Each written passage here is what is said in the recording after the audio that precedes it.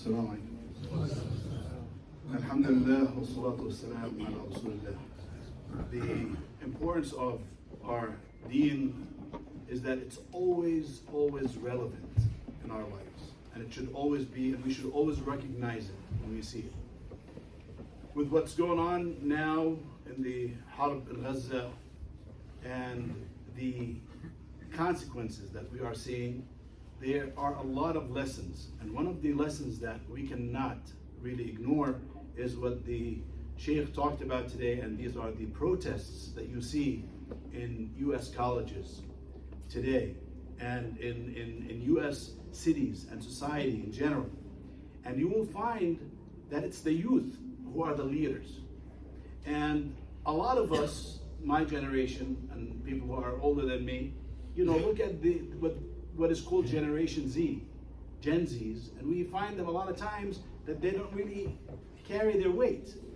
But the reality is that they are proving that min as-sunan al-ilahiyya, one of those axioms that Allah subhanahu wa ta'ala puts in this life, that the change always comes from the next generation, even when the older generation thinks that that generation, the new generation, is not as competent, is not as good, is not as able.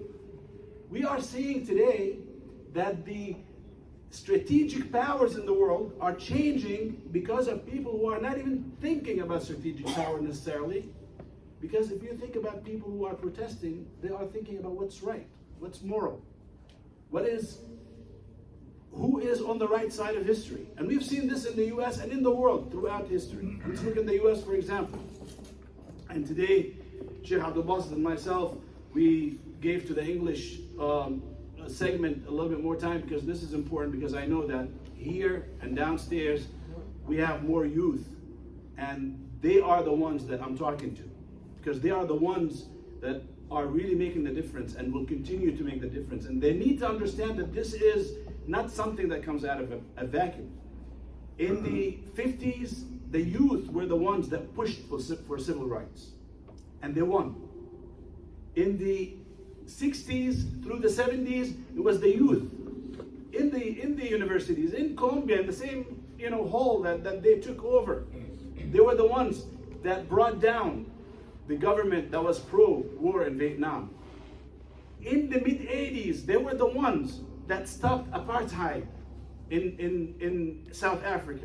And they are the ones who are standing up against Israel today and for Palestine, because it's the just cause. Not necessarily because they are practicing Muslims. A lot of them are, but a lot of them are not. A lot of them are Jews. A lot of them are non-Muslim.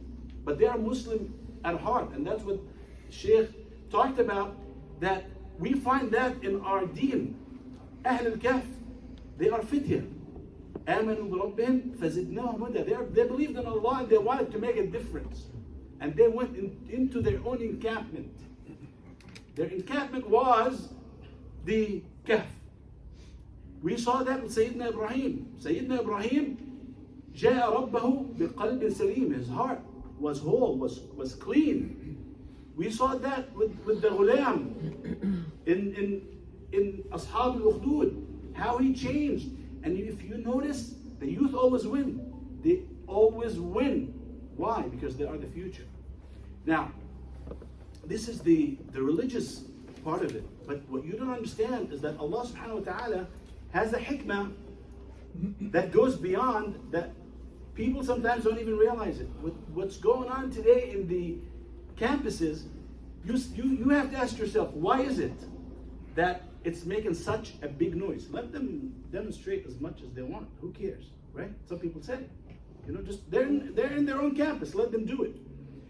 What a lot of you here today don't understand is that these big universities are governments. Listen to this. They are governments. The idea of waqf that we understand, waqf al-masjid, was taken from us, and this is what is called endowment. Harvard has $50 billion endowment. Yale has about $45 million, and go on and go on. We're talking about billions of dollars, the budget of big countries. And what happens with this budget?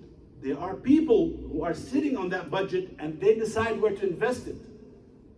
So they decide to invest it in occupation in the West Bank. They decide to invest it in cyber security to control the people in Gaza. So you have to understand that what is happening in those colleges is not just something that is abr, something that just happens to, it's a story. No, this is something that is sunan ilahiyya fi hadha al-kawn, and you have to recognize it. And my next topic leading to this, and again, I speak to the youth that I know that I see them on the camera. A lot of youth are downstairs. You have the obligation now to take it to the next level. You have to make a difference, because our generation did not make that difference in voting. If you don't translate your power into who controls things, then it probably will take longer. Eventually your generation will rule, because that's the way it is. Generations, the youth will eventually take over. But we have elections every 2 years and every 4 years, and we have one that is coming up in November. And before that, now we have a primary. We have a primary in about a month. Everybody, especially the youth, the older people, with all due respect, I'm not counting on you. And that includes myself, because we are the old, and that doesn't mean I'm not counting on you, I don't want you to vote. It means that, we know each other. We can smile and say, okay, we have, our businesses and whatever it is, which is not right. But the youth, you have to become aware that you have to immediately, before you turn 18, you have until May 14th to register to vote. This Sunday, this way you know that this center was established for the youth. It was called a youth center, Crescent Youth Center. The masjid is a big part of it, but it's a youth center, because these events are important. On Sunday we're going to have an event about what you need to know about voting, what you need to know about what to do to be able to vote for the right candidate. We will actually guide you, inshallah, this Sunday and next Saturday, because Mother's Day will be the following Saturday, on how to go through the ballot, okay? And who to pick, and how to register to vote, and how can you volunteer to vote. So this is just as important as any khutbah that deals with personal piety.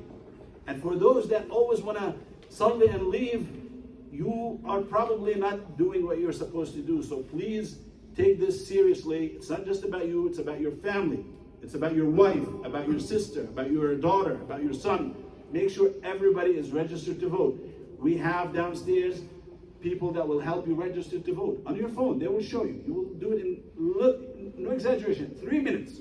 So please, if you can attend, make sure that you do. If you cannot attend, pass the word around. Let everybody attend, because it's important. We have to make our community carry its weight. In Crescent Center, we will actually write in the names of a couple of brothers. One of them is Mr. Iyad al-Hindi for council people. So we want to be organized. You go to the synagogue when they have elections, they give cards. Of course, they're not supposed to, if you're a 501c3 organization, to tell people how to vote. But you can suggest to people amongst each other who our candidates should be. And that is something that I hope that you take as seriously as every ritual في our manasik. نسأل الله سبحانه وتعالى أن يثبتنا على الحق وأن يرنا الحق حقا ويرزقنا اتباعه ويرنا الباطل باطلا ويرزقنا اجتنابه. اللهم اغفر للمسلمين والمسلمات.